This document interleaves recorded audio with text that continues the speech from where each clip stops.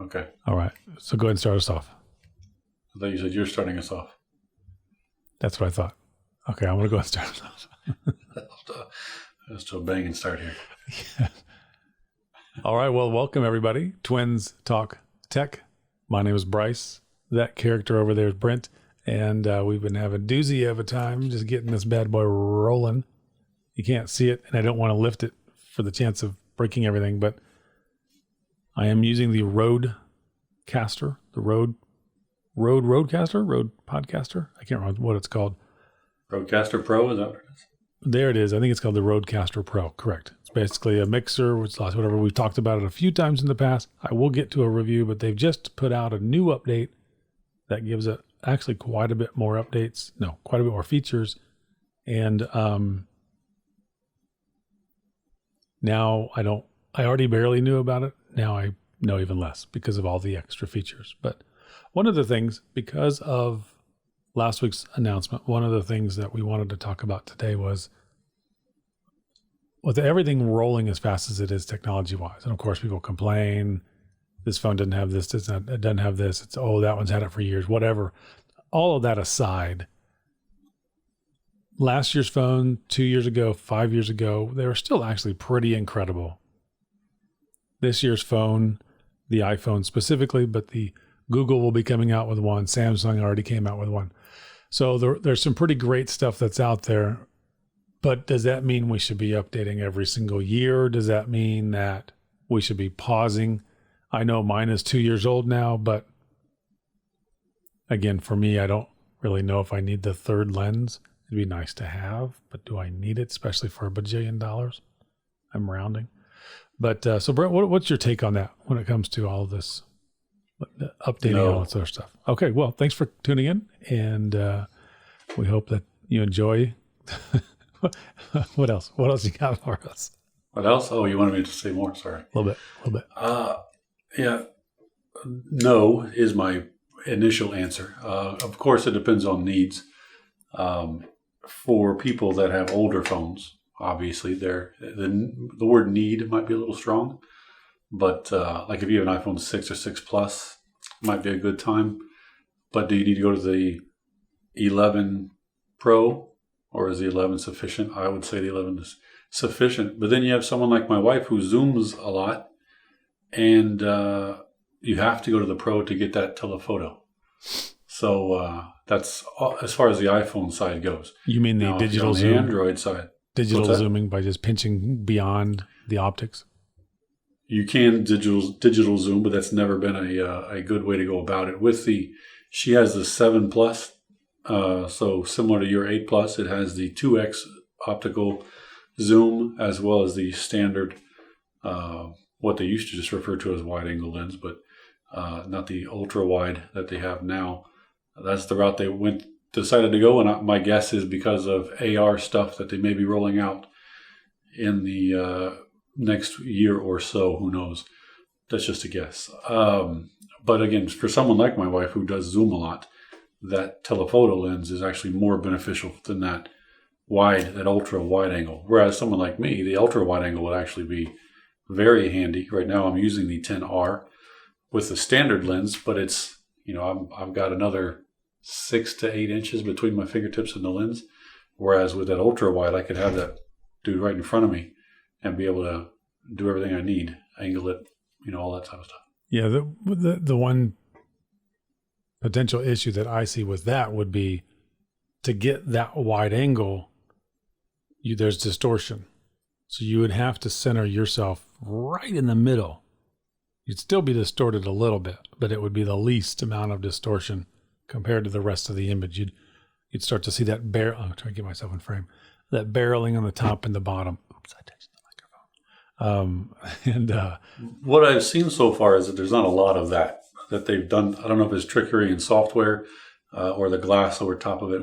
They've done something where it's not as pronounced as what you're saying it would be. Because I had the same thought that if I had it right in front of me, not even arm's length away, then I might look like a giant fishbowl head with everything sphered around me. But from what I've seen online, it doesn't seem to be so super noticeable. That could be pretty entertaining, though. maybe start a little SpongeBob character, me in a fishbowl. Back to the topic at hand, me out of the fishbowl. It goes to the Android side as well, like you mentioned. Samsung recently released their headliner phone, that Note 10, and then in another month or so, Google will be releasing, from what we anticipate, their new Pixel phone. Very good phones, and of course, what, a half year from now, is that when they do the? Is that when Samsung does the S line? So the S10 or whatever, is that when that would come out? I don't recall. But either way, whether you're Android or iOS, it doesn't much matter. The same thing applies. Is there a need? Again, we're bending the definition of that word need, to upgrade. Not necessarily every year, because I think that's an easy answer. No, we don't need to upgrade every year. But you have the upgrades this year with the low light, with that low light feature in the iOS side of things is awful nice for people that take a lot of pictures in those types of situations. So that might be something that would maybe push them towards it. Of course, Android has had that for a little while now, depending on which phone you carry. And if you do a lot of video, boy, we kind of touched on it last week, that what Filmic is going to be doing when they release that software, that's pretty nifty. A lot of YouTubers I could see benefiting from just being able to pop back and forth between which lens they're using on the rear side or themselves, and then one lens on the back recording. So those types of things for the individuals that use that could be super helpful. But, yeah, I'm curious why they can't do that now. I wonder if that's a horsepower issue, if that's a battery issue, if that's is it overheating if you try to have all of the cameras on all the time, just in case. By the way, if the audio sounds like it's getting hissy or whatever and then stops, it's because I'm muting it on my side. The AC's on, I've got a fan above me, and then the fan in the Mac just turned on pretty loud. So over here, it sounds like I'm sitting next to an engine of some kind. So I'm muting when I'm not talking. Hopefully I'll remember to unmute. I'm sure you guys will survive if I don't. But so anyway, I'm curious as to why, like the current phones, they've got a really good camera on the back and then on the front. Why isn't that something that we can do right now? So typical Apple, though, they at least never really come out with the reasons why things don't work in the past. Let's just worry about how cool things are now. Right. One of the things that I have heard, and I don't recall the way it was presented, if it was speculation because of the same question that you raised, or if it was actual knowledge that they have, but the memory that's used in, not the memory as in RAM, but the actual storage is supposed to be significantly faster in these newer phones. And because of that, they're able to write 2 streams of video to that memory and be able to be confident that it is storing appropriately. So that's one thing that I've heard, whereas these older devices, a year old, don't have that level. And I don't remember, I want to say E3 something or other, but I don't recall what they said the specs are on the newest one. It's on the website. But it is something that they don't have on the Android side. So I don't know if, I want to say that Samsung's latest phone, the Note 10, is supposed to be touting that fast memory as well, but they've not heard anything. Now that Filmic has said this, I'm sure there's going to be a lot of companies that try it. Or if they dumb down the video quality, one at 720p, one at 1080, then, maybe, some of these older phones might be able to do that unless Apple restricts them software wise, because I could see being heat issues. But on the Apple side, they did say that they're already lighting up all 3 cameras on the back anyway to prime them for if you switch between them, well, whether you're shooting a picture or a video, that way it looks consistent. So they've already got something in there, not necessarily writing it to the memory, but at least lighting up all 3 cameras at one time. But we kind of slipped off the topic. We're back on the camera. So as far as upgrading goes, well, for a lot of people, that is why they upgrade. There are people who upgrade because they realize they bought the low end last year just to get in the door, but they're running out of space, so now they have to upgrade. I know people who even upgrade to the same phone but more space just to get more space, but they like the phone. And I have friends who purposely won't be upgrading because they don't want the Face ID. They like the little thumbprint sensor. So there are reasons to kind of upgrade within your own little house, within its own little area, but not actually upgrade to latest and greatest models. Yeah, and that's true. And my wife, I think, might be in that camp as well. She doesn't like Face ID.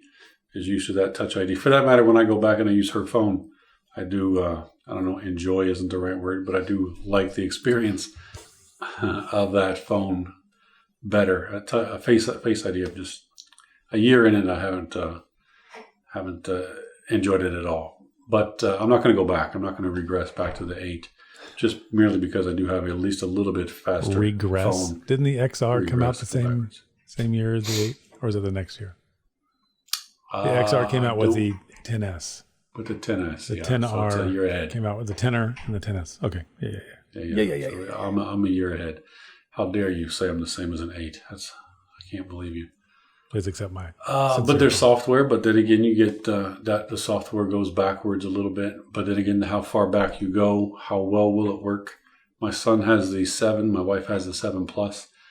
Will iOS 13 be all that usable? It'll be usable, but it will be slow. Or I'm sorry, will it be slow?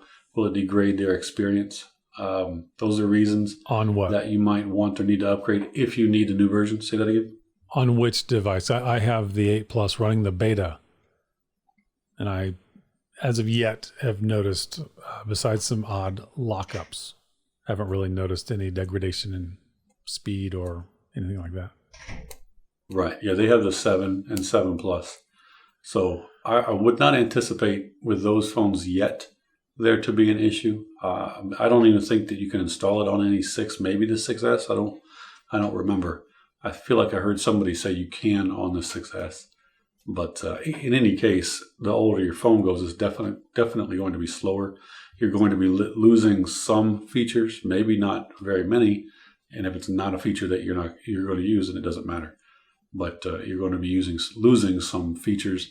For instance, with Filmic comes out with that, I would anticipate anyway, not have the ability with even my 1-year-old phone to record from the back camera and the front camera. It sounded as if that was something that would only be useful on the newest line of phones. And that's a third-party software there, but there's always something that falls off. Or watch-wise, I've got the Series 2. I don't know if you're still rocking that as Series 0.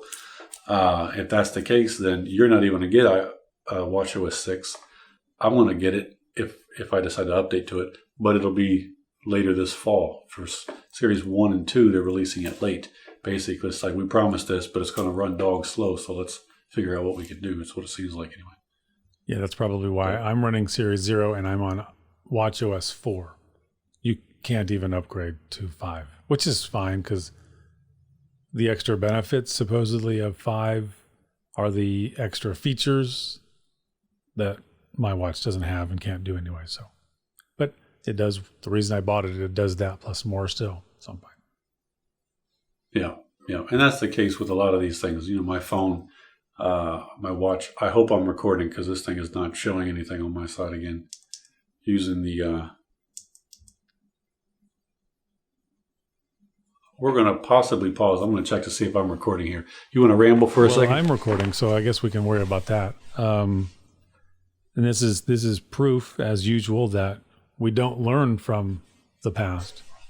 We just barrel forward, assuming everything's going to be fine, because why wouldn't it be? The numbers are moving. Can I trust the numbers? I say trust the numbers. That's math. I had the camera app here so I could see where I'm sitting in the whole thing. Of course, I probably moved my chair and moved it way off, but I think I got a text message or something and it shut my app down. Why? Isn't that what happened last time? Do not disturb mode. Yeah, you got to keep. Sorry. That's what happened last time, right? You got a probably. phone call. Well, you said we don't learn. I'm 44. You can't teach this old dog any new tricks. What are you talking about? Maybe I should update to something that does it for me.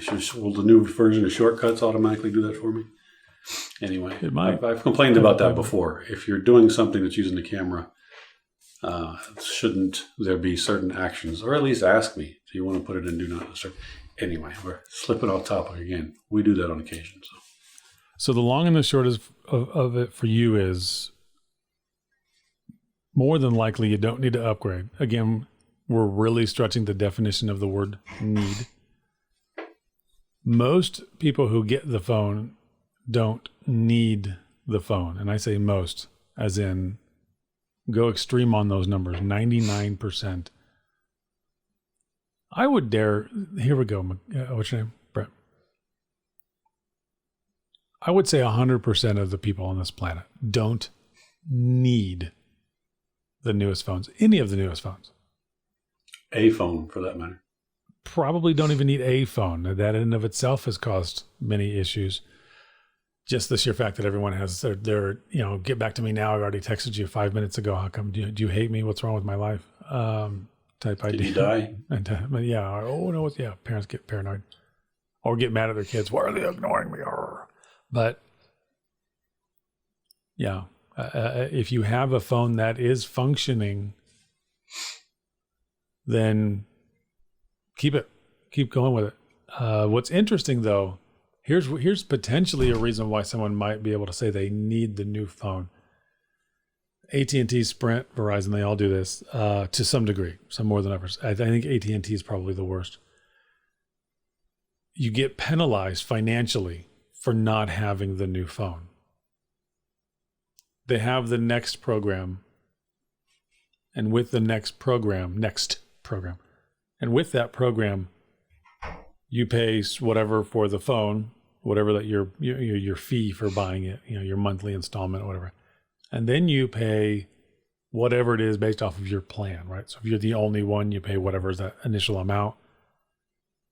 Some plans I think have a $10 per device after, some are 15, some are 20. So I don't have all of them memorized. But once you fall out of that next program, meaning you've already paid for the device, but you have the same device, you're keeping it, you have a courtesy charge of whatever. And it's above and beyond what you were paying. So all of a sudden, your device is paid off. And so your, let's say, $30 a month goes away. Instead of saving $30 a month, now they give you this courtesy charge. And I forget the definition of why it's a courtesy, of like $25. So you save instead of the 30 that you should be saving, or in like our family's case, because we have 5 phones and only one is still on the next program, we should be saving almost $100.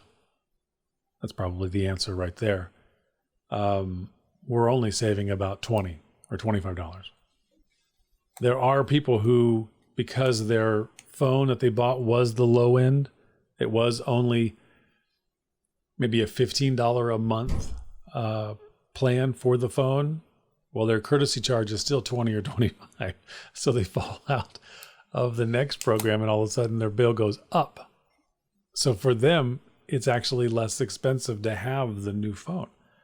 And I find that hilarious. I'd be curious which plans that refers to. I've got a couple. I'll double check my plan to see. I've got a couple phones that are on the next plan and a couple phones that are not. So I'll see. This iPad, for that matter, is one of those things. I don't think the tablets fall on that. I think it's only the phones, because tablets are almost subsidized anyways. A lot of the time, you buy this phone, you get a free whatever, or you get this tablet for a discount.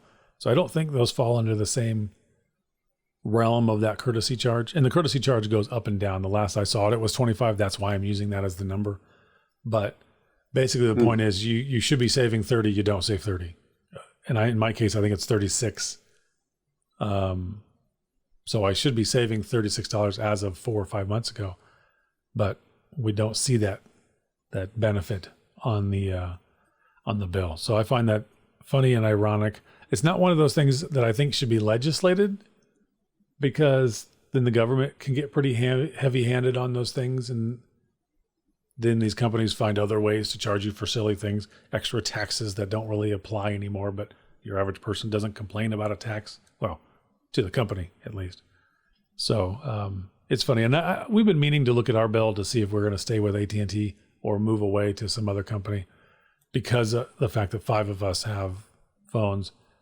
My daughter might be added to the list within the next year or two. Again, the word need. Does she need it? Right now, the answer is no. She has, well, let me rephrase, she has a phone. She doesn't have a cellular service with the phone. But, does she need it? Does my son still need it? We actually reevaluate those things on a regular basis. He's not on a contract. He got an old phone from one of us, I think his grandfather. So we could disable that if we needed to save a couple dollars over on this. And then saving doesn't ever hurt. It's never a bad thing, unless, of course, saving means you're not going to eat tonight because you're saving. That's a different story, but also a different conversation. So do you need to upgrade? The answer is a resounding no. You don't need. My company tells me to upgrade because I have to, because I need the new device because it does this. Thank you. Call your company. Ask them to finance you on the new phone, because there's no reason you should be footing the bill for silly things like that. But, it's easy for me to say I'm not you and I'm not your company, but I get subsidized for my phone. Doesn't pay unless there are security reasons. I mean, there are some people that are hanging on to some seriously old phones, and there are some security flaws in there. So if you do use it at all for business purposes, I could see them saying you might want to bump that up a little bit. Because, for instance, I'm not going to say where I work, but if you had a device, personal device, but you're using it for work for security reasons, you have to kind of go through a process, and they have to vet that phone, that device. And if you have an older device, then you have to update it to one that meets the security standards. So, but even security standards are, What's that? So even security standards, though, yes, the phone meets it hardware-wise and potentially software-wise, but, security is just a pretty front door that's left open because of the government and all this other stuff. Don't get me started with conspiracy theories. I don't believe half of them, but I love all of them because they're entertaining. Yeah, they're still fun. Yeah, they're fun. But anywho, that will wrap it up for today. Thank you for watching. Hopefully, I can actually talk about some of the hardware. Maybe next week we'll talk about some of it. I've got some things to talk about. I just need to learn a bit more of it because some of them are new to me, and I've used them for the basics, but some of these devices do quite a bit more. But I have been wanting to talk about that camera. I finally found it, and it was hiding in plain sight, as most of the things that I can't find are. So maybe I can talk about that. The octoscope, is that what it's called? I think so. But anyway, I can't tell if you're nodding your head because you're froze on my side. But at least you're frozen in good quality, not pixelated. So that's nice. That's good. Higher quality than last week. As always, you can leave a comment and say if there's anything that you want us to look into or to give our opinion on. We're very opinionated, at least me, but both of us just is more quiet. And if I get anything new, I'll be looking into getting a new switcher, video-specific switcher, not for this podcast, but for other reasons. So if I do, I'll be sure to mention it and maybe have a little show and tell for that as well. So anything on your side? Nope. All right, in depth as usual. Yeah, thank you, sir. So that ends episode 64. Again, Twins Talk Tech. I'm Bryce. That's Brent. Hope to see us next week. Ciao. See ya.